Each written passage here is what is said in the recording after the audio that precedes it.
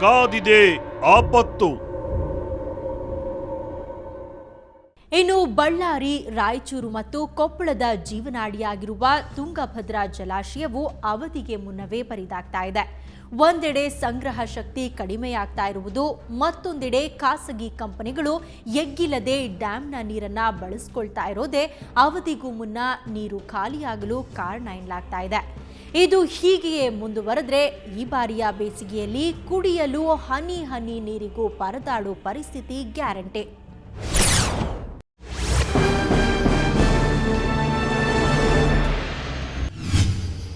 ಬರಿದಾಗುತ್ತಿದೆ ತುಂಗಭದ್ರಾ ಜಲಾಶಯ. ಹನಿ ಹನಿ ನೀರಿಗೂ ಬರಲಿದೆ ತತ್ವಾರ. ಕುಡಿಯಲು ಮಾತ್ರವಲ್ಲ, ಯಾವುದಕ್ಕೂ ನೀರು ಸಿಗಲ್ಲ. ರಾಯಚೂರು, ಬಳ್ಳಾರಿ, ಕೊಪ್ಪಳದಲ್ಲಿ ಜಲಕ್ಷಾಮ. ದುರ್ಬರವಾಗಲಿದೆ ಲಕ್ಷಾಂತರ ರೈತರ ಬದುಕು.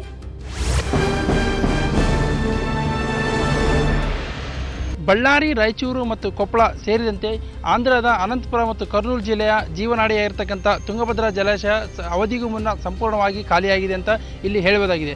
ತಾವಿಲ್ಲಿ ನೋಡ್ಬೋದು, ನನ್ನ ಬಲಭಾಗದಲ್ಲಿರ್ತಕ್ಕಂಥ ನದಿಯ ಹಿನ್ನೀರಿನಲ್ಲಿ ನಾವೀಗಿದ್ದೇವೆ. ಏನಂತಂದರೆ 133 TMC ಸಾಮರ್ಥ್ಯವುಳ್ಳಂಥ ಈ ತುಂಗಭದ್ರಾ ಹಿನ್ನೀರಿನ ಜಲಾಶಯದಲ್ಲಿ ಈಗಾಗಲೇ 30 TMCಗೂ ಹೆಚ್ಚು ಹೂಳು ತುಂಬಿರೋದ್ರಿಂದ ಕೇವಲ 100 TMC ಕೆಪಾಸಿಟಿ ನೀರು ಮಾತ್ರ ಇಲ್ಲಿ ಸಂಗ್ರಹವಾಗುತ್ತೆ. ಆದರೆ ಈ ಬಾರಿ ಮಳೆ ಕಡಿಮೆ ಆಗಿದ್ದು ಮತ್ತು ಬರಗಾಲ ಇರೋದ್ರಿಂದ ಸಂಪೂರ್ಣವಾಗಿ ನೀರು ಕಡಿಮೆ ಸಂಗ್ರಹವಾಗಿದ್ದು ಈಗಾಗಲೇ ಕೇವಲ 38 TMCಗಳು ಮಾತ್ರ ನೀರು ಈಗ ಶೇಖರಣೆ ಆಗಿದೆ. ಈ ನೀರಿನಲ್ಲಿ ಪ್ರತಿದಿನ 1100 ಕ್ಯೂಸೆಕ್ಸ್ನಷ್ಟು ಆಂಧ್ರ ಮತ್ತು ಕರ್ನಾಟಕ ಜಿಲ್ಲೆಯ ರೈತರಿಗೆ ನೀರನ್ನು ಹರಿಬಿಡಲಾಗ್ತಾ ಇದೆ, ಕಾಲುವೆಗಳ ಮೂಲಕ ಹರಿಬಿಡಲಾಗ್ತಾ ಇದೆ. ಇದರ ಜೊತೆಗೆ ಇದೇ 38 TMC ನೀರು ಸುಮಾರು 5 ರಿಂದ 6 ತಿಂಗಳ ಕಾಲ ಬಳ್ಳಾರಿ, ರಾಯಚೂರು ಮತ್ತು ಕೊಪ್ಪಳ ಜನರಿಗೆ ಪ್ರತಿನಿತ್ಯ ಕುಡಿಯುವ ನೀರಿಗಾಗಿ ಒದಗಿಸಬೇಕಾದಂಥ ಅನಿವಾರ್ಯತೆ ಇಲ್ಲಿದೆ.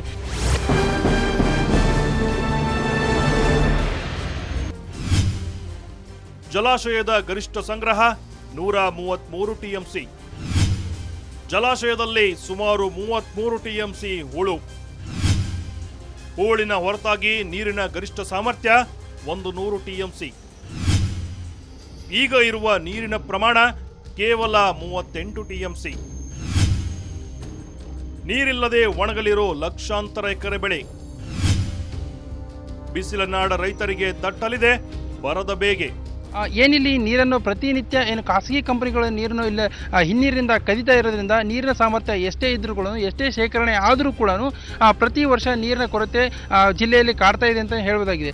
ಕಳೆದ ವರ್ಷ ಇದೇ ಸಂದರ್ಭದಲ್ಲಿ 42 TMCಗಳು ನೀರು ಡ್ಯಾಮ್ನಲ್ಲಿ ಇದ್ದರೂ ಕೂಡ ಬಳ್ಳಾರಿ ನಗರದಲ್ಲಿ ನೀರು ಸಮರ್ಪಕವಾಗಿ ಪೂರೈಸಲು ಆಗದೆ ಜನ ಬೀದಿಗಿಳಿದು ಒಂದು ಪ್ರತಿಭಟನೆ ಮಾಡಿದಂತ ನಾವಿಲ್ಲಿ ಸ್ಮರಿಸಬೇಕಾಗುತ್ತೆ. ಆದರೆ ಕಳೆದ ಬಾರಿ 42 TMC ಇದ್ರೂ ಕೂಡ ಅಂಥ ಪರಿಸ್ಥಿತಿ ಇದೆ ಅಂದರೆ ಈ ಬಾರಿ ಕೇವಲ 38 TMC ಮಾತ್ರ ನೀರಿದೆ. ಆದರೆ ಇದೇ ನೀರು ಮಳೆ ಬರೋವರೆಗೂ ಕೂಡ ಎಲ್ಲರಿಗೂ ಕುಡಿಯೋ ನೀರಿಗಾಗಿ ಹೊಂದಿಸಬೇಕಾದಂಥ ಅನಿವಾರ್ಯತೆ ಅಧಿಕಾರಿಗಳು ಮತ್ತು ಸರ್ಕಾರಕ್ಕೂ ಇದೆ. ಆದರೆ ಖಾಸಗಿ ಕಂಪನಿಗಳು ನೀರನ್ನು ತೆಗೆದುಕೊಳ್ಳೋದನ್ನು ನಿಲ್ಲಿಸದೇ ಇದ್ದರೆ ಮುಂದೊಂದು ದಿನ ಕುಡಿಯೋ ನೀರಿಗೂ ಕೂಡ ಜನ ಹಾಹಾಕಾರ ಪಡುವಂಥ ಸ್ಥಿತಿ ಇಲ್ಲಿ ನಿರ್ಮಾಣವಾಗಬಹುದಾಗಿದೆ. ಬಳ್ಳಾರಿಯಿಂದ ಕ್ಯಾಮರಾ ಪರ್ಸನ್ ಶ್ರೀನಿವಾಸ್ ಜೊತೆ ನರಸಿಂಹಮೂರ್ತಿ, ಸುವರ್ಣ ನ್ಯೂಸ್. ಆಲಮಟ್ಟಿ ಜಲಾಶಯಕ್ಕಾಗಿ ಬಿಜಾಪುರ, ಬಾಗಲಕೋಟೆ, ಅವಳಿ ಜಿಲ್ಲೆಗಳ ಜನತೆ ಲಕ್ಷ ಹೆಕ್ಟೇರ್ಗಳಷ್ಟು ಕೃಷಿ ಭೂಮಿ ಮತ್ತು ಮನೆಗಳನ್ನು ಕಳೆದುಕೊಂಡಿದ್ದಾರೆ ಮತ್ತು ಕಳೆದುಕೊಳ್ತಾನೆ ಇದ್ದಾರೆ. ಆದರೆ ಜಲಾಶಯದ ಪ್ರತಿಫಲವಂತೂ ಅವಳಿ ಜಿಲ್ಲೆಯ ಜನರಿಗೆ ಇನ್ನೂ ದಕ್ಕಿಲ್ಲ. ಇದೀಗ ಬೇಸಿಗೆಗೂ ಮುನ್ನವೇ ಜಲಾಶಯ ಬಹುತೇಕ ಖಾಲಿಯಾಗಿದೆ. ಬರುವ ಬೇಸಿಗೆಯಲ್ಲಿ ಅವಳಿ ಜಿಲ್ಲೆಯಲ್ಲಿ ನೀರಿಗಾಗಿ ತೀವ್ರ ಪರದಾಟವಾಗಲಿದೆ. ಕಾದಿದೆ ಆಪತ್ತು. ಆಲಮಟ್ಟಿ ಜಲಾಶಯವು ಖಾಲಿಯಾಗುತ್ತಿದೆ. ಬಿಜಾಪುರ, ಬಾಗಲಕೋಟೆ ಜಿಲ್ಲೆಗಳಿಗೆ ಜಲಕ್ಷಾಮ. ಅವಳಿ ಜಿಲ್ಲೆಯಲ್ಲಿ ಜೀವಜಲಕ್ಕಾಗಿ ಪರದಾಟ ಗ್ಯಾರಂಟಿ. ಡ್ಯಾಂಗೆ ಭೂಮಿ ಕಳೆದುಕೊಂಡಿದ್ರೋ ಸಿಗ್ತಿಲ್ಲ ಫಲ. ಆಲಮಟ್ಟಿ ಜಲಾಶಯದ ಒಳಹರಿವು ಸ್ಥಗಿತಗೊಂಡು ಈಗಾಗಲೇ ತಿಂಗಳು ಕಳೆದಿದೆ. ಆದರೆ ಹೊರಹರಿವು ಮಾತ್ರ ನಿಂತಿಲ್ಲ. ಬಿಜಾಪುರ ಜಿಲ್ಲೆಯ ಈ ಒಂದು ಆಲಮಟ್ಟಿ ಜಲಾಶಯದಲ್ಲಿ 519.6 ಮೀಟರ್ ಸಂಗ್ರಹ ಸಾಮರ್ಥ್ಯದ 123 TMC ಸಂಗ್ರಹ ಸಾಮರ್ಥ್ಯದ ಈ ಜಲಾಶಯದಲ್ಲಿ ಇಂದಿನ ಗರಿಷ್ಠ ನೀರಿನ ಮಟ್ಟ 512 ಮೀಟರ್ನಷ್ಟಿದೆ ಮತ್ತು ಕೇವಲ 41 TMCಯಷ್ಟು ನೀರಿದೆ. ಇದೇ ರೀತಿ ಮುಂದುವರೆದಲ್ಲಿ ಹೊರಹರಿವು, ಅದರಲ್ಲೂ ಹೊರಹರಿವು 7295 ಕ್ಯೂಸೆಕ್ ನೀರನ್ನು ಹೊರಬಿಡಲಾಗ್ತಿದೆ. ಇದೇ ರೀತಿ ಮುಂದುವರೆದಲ್ಲಿ ಮುಂಬರುವ ದಿನಗಳಲ್ಲಿ ಕಳೆದ ಒಂದೇ ತಿಂಗಳಲ್ಲಿ ಈ ಒಂದು ಜಲಾಶಯ ಬರಿದಾಗಲಿದೆ ಮತ್ತು ವಿದ್ಯುತ್ ಸಹ ಸಂಪೂರ್ಣ ಸ್ಥಗಿತಗೊಳ್ಳಲಿದೆ. ಆಲ್ಮಟ್ಟಿ ಡ್ಯಾಂನ ಎತ್ತರ 519.6 ಮೀಟರ್.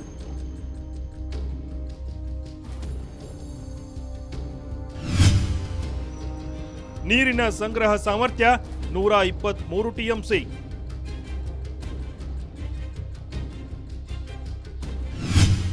ಇದೀಗ ನೀರಿನ ಸಂಗ್ರಹ ಕೇವಲ 40 ಟಿಎಂಸಿ.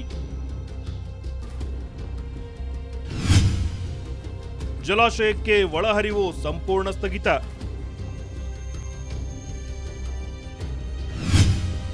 ಪ್ರತಿನಿತ್ಯ 2700 ಕ್ಯೂಸೆಕ್ ನೀರು ಹೊರಹರಿವು. ಬಿಜಾಪುರ, ಬಾಗಲಕೋಟೆ, ಅವಳಿ ಜಿಲ್ಲೆಯ ಜನತೆ ಸಂಪೂರ್ಣವಾಗಿ ನೀರಿನ ಬರವನ್ನು ಎದುರಿಸಲಿದ್ದಾರೆ, ವಿದ್ಯುತ್ ಅಭಾವವನ್ನು ಸಹ ಎದುರಿಸಲಿದ್ದಾರೆ. ಈ ಒಂದು ನಿಟ್ಟಿನಲ್ಲಿ ಈಗಲಾದರೂ ಕಾಂಗ್ರೆಸ್ ಕೇಂದ್ರ ಸರ್ಕಾರ ಮಹಾರಾಷ್ಟ್ರ ಸರ್ಕಾರದ ಮೇಲೆ ಒತ್ತಡ ತಂದು ಈಗಿನಿಂದಲೇ ಒಂದು ಕೊಯ್ನಾ ಜಲಾಶಯದಿಂದ ಕೆಲ TMC ಅಷ್ಟು ನೀರನ್ನು ಬಿಡಿಸುವ ಪ್ರಯತ್ನ ಮಾಡಬೇಕನ್ನೋದು ಇಲ್ಲಿನ ನೀರಾವರಿ ತಜ್ಞರ ಮತ್ತು ರೈತರ ಆಗ್ರಹವಾಗಿದೆ. ಬಿಜಾಪುರದಿಂದ ಕ್ಯಾಮರಾಮನ್ ಸಂಗಮೇಶ್ ಜೊತೆ ರಾಜು ಪಾಟೀಲ್, ಸುವರ್ಣ ನ್ಯೂಸ್, ಬಿಜಾಪುರ. ಕಾದಿದೆ ಆಪತ್ತು ವಿಶೇಷ ಕಾರ್ಯಕ್ರಮದಲ್ಲಿ ಈಗ ಒಂದು ಬ್ರೇಕ್ನ ನಂತರ ವಿಶೇಷ ಕಾರ್ಯಕ್ರಮ ಮತ್ತೆ ಮುಂದುವರಿಯುತ್ತೆ. ಕಾದಿದೆ ಆಪತ್ತು.